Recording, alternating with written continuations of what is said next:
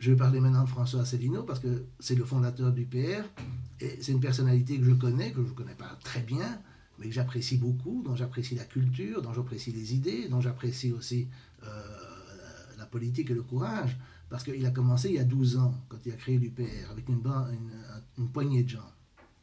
Bien.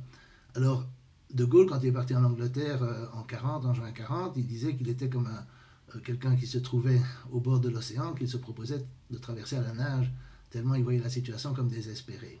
Bien sûr, c'était plus tragique que maintenant, mais il y a 12 ans, tenir bon pendant 12 ans comme l'a fait Asselineau, c'est vraiment quelque chose d'extraordinaire, parce qu'il a construit quelque chose. Il a construit un parti avec des militants, avec des jeunes, avec des gens de toutes origines, avec des gens de toutes opinions aussi au départ, de droite, de gauche, d'extrême droite, d'extrême gauche.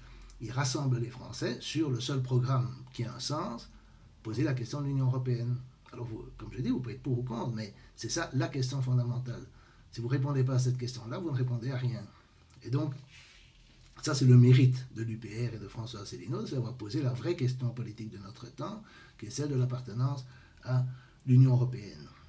Alors, évidemment, ce qui est irritant, c'est que beaucoup de gens l'attaquent sur sa personnalité, mais évidemment, quelqu'un qui a fait un geste aussi énorme que de lancer il y a 12 ans dans un parti, de construire un parti à partir de rien, dans un monde totalement dominé par l'idéologie européiste, évidemment, cette personne-là doit avoir une forte personnalité. Une forte personnalité peut toujours gêner quelqu'un.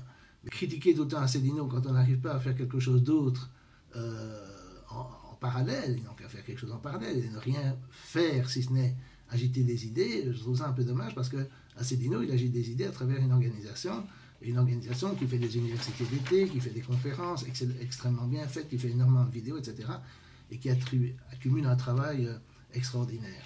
Si la question de l'Europe était posée comme elle a été dans le référendum de 2005, il n'y a aucun doute que les souverainistes gagneraient. Comme ils ont gagné en Grande-Bretagne, comme ils ont gagné plein de référendums qu'on a dû refaire sous la menace, etc. Il n'y a aucun doute. Il n'y a aucun peuple d'Europe qui veut disparaître dans un magma qui s'appellerait l'Union européenne et il n'y aura plus de démocratie. Aucun.